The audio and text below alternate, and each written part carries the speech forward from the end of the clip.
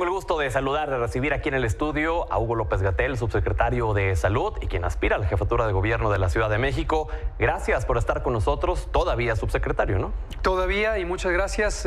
Felicidades por su 15 aniversario en Milenio. Una precisión, aspiro a convertirme en el coordinador de los comités de la transformación en la Ciudad de México. Así es, este proceso previo a lo que eventualmente es un proceso interno. Ya sabemos que sigue después de eso. Pero bueno, siguiendo con los formalismos, ¿por qué levantar la mano, subsecretario? ¿Por qué dejar este cargo que ostenta actualmente y decir yo quiero encabezar estos esfuerzos de los comités de defensa de la Cuarta Transformación de la Ciudad de México? Exactamente.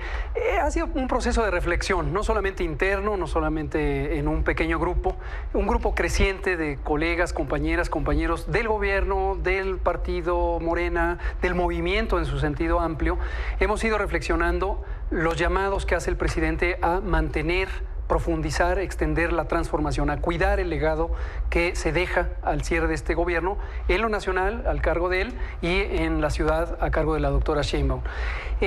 Consideramos que es importante que quienes tenemos alguna capacidad o diversas capacidades, producto de nuestra historia, de nuestro trabajo, y que la ejercimos durante este primer gobierno, pensemos más ampliamente qué otras posibilidades tenemos de contribuir.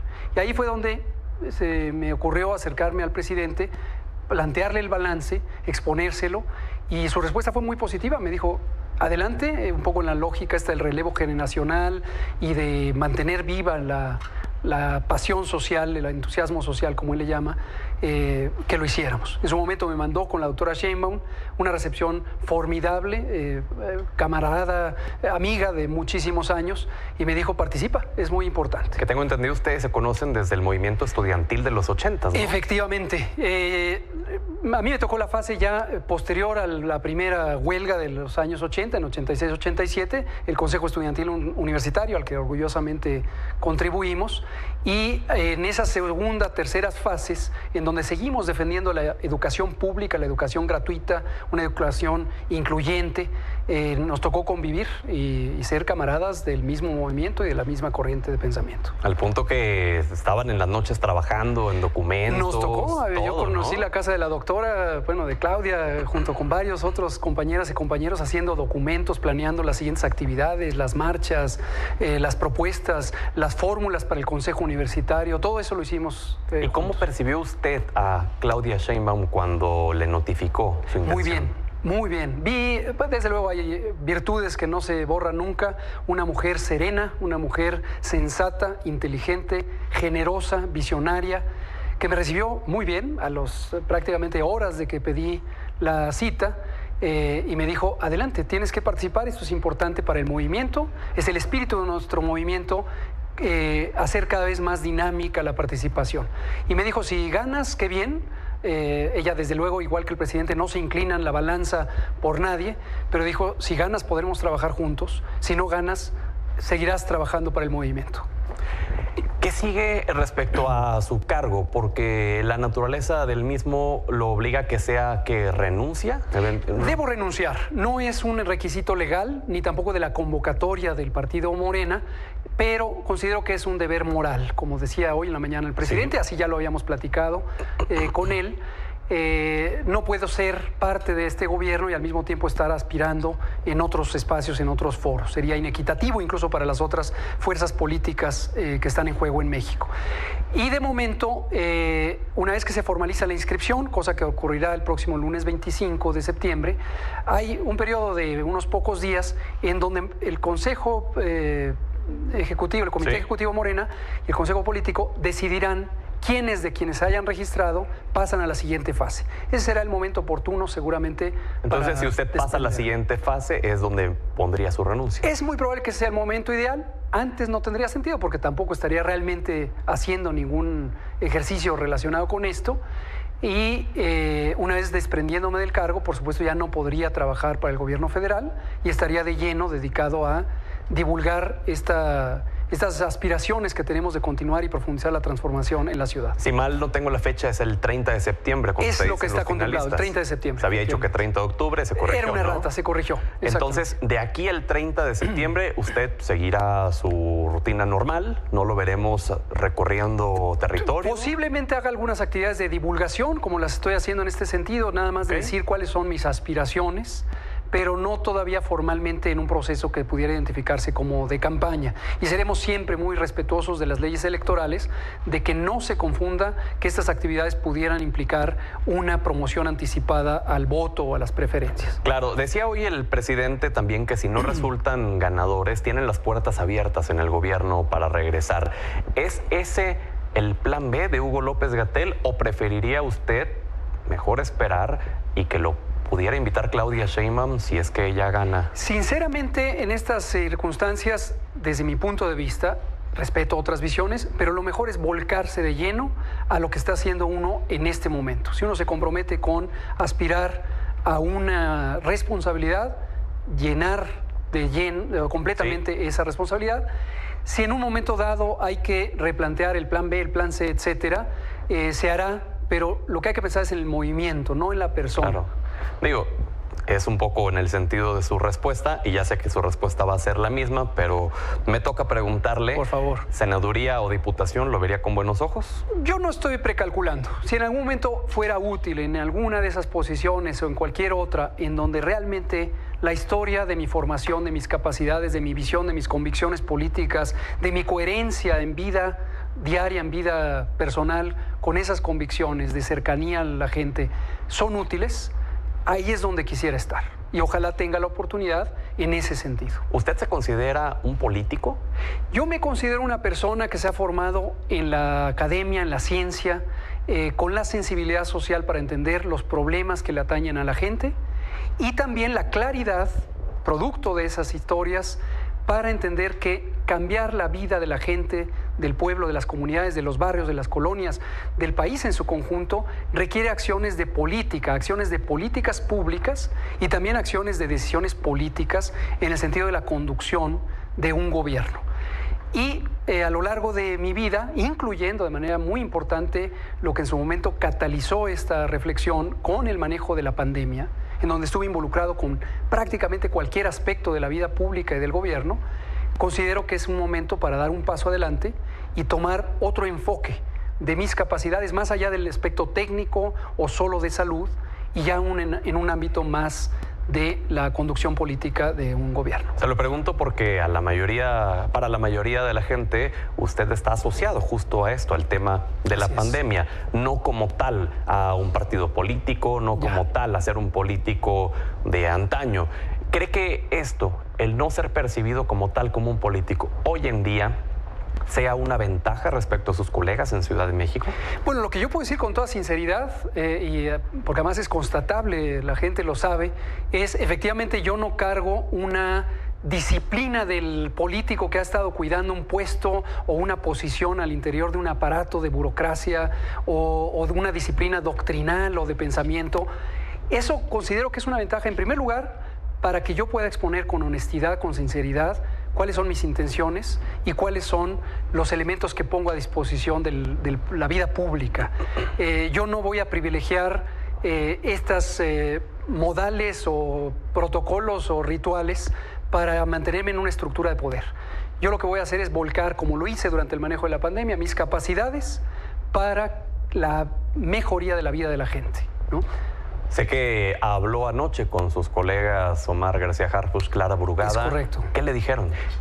Me encantó la conversación. Yo tomé la iniciativa y tiene que ver con esto. Yo no tengo como la formación de cuáles son los rituales de la política convencional.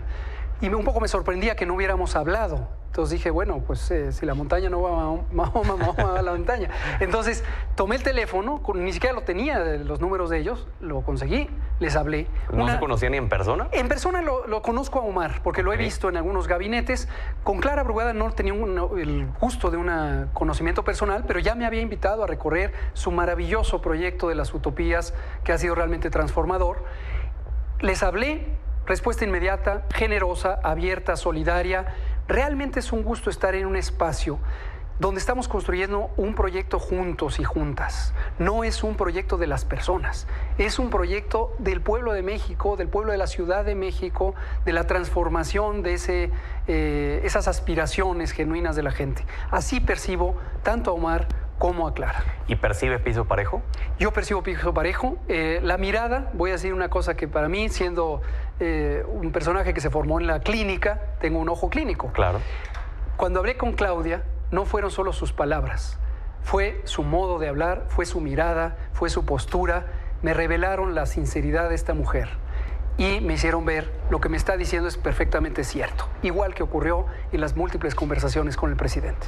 Se lo pregunto porque hay una narrativa en estos días ya en pleno proceso de que quien sea más cercano a Claudia Sheinbaum es el que va a ganar. Bueno, ahí tendríamos que tener el cercanómetro. Omar trabajó 4 años, un poquito más, con ella. Clara Brugada ha sido su compañera de trabajo y de lucha en este movimiento en muchos años. Yo la conozco hace 35 años en el movimiento estudiantil y mantenemos un vínculo de afinidad ideológica, de pensamiento. Entonces, yo no creo que se maneje así. Ella es una mujer excepcional, con un rigor ético profundo, y es esencia del movimiento, como lo ha demostrado. Entonces yo creo que va a haber piso parejo. Y mis compañeros también de la dirigencia del partido son gente de primera. Entonces no creo que haya un asunto de dados cargados o tapados que están ahorita ocultos. Otra de las narrativas ha sido la de generar simpatías por ser galán. Ayer decía Cintia López y Clara Brugada que esperan que las mujeres no voten por una cara bonita solamente, en referencia a Harfush. Pero pues usted también tiene su buen pegue, lo vimos a la llegada también aquí al estudio. ¿Qué opina de esto? No, yo no me fijo en esas cosas. Omar es bien parecido, yo creo que Clara es una mujer hermosa también. Yo creo que lo importante es la hermosura que uno pueda reflejar en su pensamiento, en la transparencia de su pensamiento y del corazón por trabajar por una causa social. Lo demás son solamente adjetivos. Subsecretario, le preguntamos a la gente, bueno, les pedimos que hicieran preguntas para usted. Si nos permite, podríamos leer algunas por favor de ellas. Dice Néstor Cortés, ¿qué opina de las difamaciones y declaraciones en contra de su trabajo en el gobierno? Bueno, ya lo hemos comentado, pero con gusto lo comento aquí otra vez. Identificamos un patrón muy claro de lo que en la política tradicional o los analistas de ciencias sociales o de comunicación le llaman la guerra sucia político-mediático. Es una serie de construcciones de origen ideológico, generalmente atribuible a los grupos de poder, sobre todo poder económico, que no quieren perder privilegios. En el caso mexicano es clarísimo, son los que nos mantuvieron en un estado de corrupción, de concentración de la riqueza, de pérdida de oportunidades, de deterioro de la seguridad pública durante casi 40 años. Y en la medida en que esta transformación es profunda y está tocando esos intereses para recuperar la riqueza y las oportunidades que están concentradas hacia el conjunto del pueblo, hay una reacción. Entonces, esto no empezó con la pandemia. Luego ya le dieron el contenido de la pandemia y una serie de formulaciones, que si el cubrebocas, que si esto, que si el otro. Pero en realidad empezó cuando empezamos a implantar políticas públicas en favor de la gente. Los etiquetados de advertencia en los alimentos, la limpieza de corrupción en la venta y distribución de los medicamentos, o en la construcción y remodelación de los hospitales. Contra las tabacaleras. Las tabacaleras, obviamente, el tabaco, uno de los mayores enemigos de la salud pública. Y de ahí empezaron los ataques y han sido sistemáticos. Sí. Anticipo, es muy probable que en este proceso de aspiración a la coordinación de la transformación en la Ciudad de México no se dejen esperar. De hecho, en cuanto surgió el rumor de que yo podía dar esta noticia, ya vemos los columnistas de siempre, los medios de siempre, con un guión perfectamente formulado, indudablemente con otros fines que no son benéficos. ¿Y anticipa también campañas de odio hacia usted por parte de tabacaleras, refresqueras y estas Yo pienso industrias? que sí. Yo lo anticipo, es más, todas las que han ocurrido, si no todas, por lo menos de gran mayoría, tienen ese sello característico de campañas de odio, campañas de difamación, ¿sí? Lo que científicamente le llamamos durante la pandemia la infodemia, y que consiste en tergiversar los mensajes, censurar la información genuina y empezar a sembrar pseudo verdades, claro, para apelar a los sentimientos de odio que se generan por ignorancia y por miedo. La siguiente pregunta es de Juan Ramón Cachón y dice: ¿Qué se siente ser el pararrayos de la 4T? Me imagino que el sentido de la pregunta va un poco en torno a lo que se ha comentado en estos días de si su incursión en esta contienda por la Ciudad de México no serviría justo como un pararrayos para que no terminaran golpeando a Clara Brugada y Omar García Harfuch y lo ataquen a usted. Ya. Puede haber efectos secundarios de cada acción que uno tome. Si uno participa en algo, porque participa. Si uno no participa, porque no participa. Y es la suerte del cuetero. Realmente yo no lo veo así. Me llama la atención la expresión de pararrayos porque durante la pandemia había un poco esta visión mitológica de que el presidente me había dado una instrucción de tú aguanta todos los golpes para que no me lleguen a mí. Esto jamás ocurrió, obviamente es falso. Y yo lo que pienso es que cuando uno está entrenado formalmente, como lo estoy en el campo de la medicina, en el campo del manejo de las emergencias, en el campo de la salud pública, y que finalmente se convierte en un entrenamiento de gobierno, es inevitable que haya golpes y ataques, y uno está emocional, psicológica, intelectualmente preparado para luchar y trabajar por una causa superior, que no es ni siquiera el gobierno, no es ni siquiera una identidad político-partidaria, es la gente. La gente, estamos al servicio de la gente. Todo lo demás son efectos secundarios. Y en esta última fase de esta dinámica que traemos, queremos conocer a su persona, a Hugo López-Gatell. Con gusto. Entonces, para Hugo López-Gatell, ¿cuál ha sido el momento más difícil de su vida? Yo considero que el desafío más grande que he vivido hasta ahora ha sido el manejo de la pandemia de COVID-19. Desde luego tenía otras experiencias, el manejo de la pandemia de influenza en el 2009, que me tocó en otro nivel, nivel técnico en la vigilancia epidemiológica. Otras adversidades de vida, seguramente como todos y todas los hemos tenido, la pérdida de familiares, etc.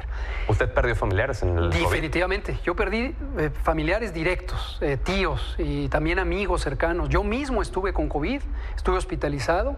Mi compañera y mamá de mi hija estuvo hospitalizada al mismo tiempo que yo. Es decir, fue un asunto que nos golpeó a todos. Claro. Entonces, la pandemia de COVID sí representa a mis 54 años actuales, 51 cuando empezó la pandemia, sí representa el reto, el desafío más grande que he tenido, del cual siento una gran satisfacción de haberla enfrentado con serenidad, con claridad y con una dirección hacia el bien público.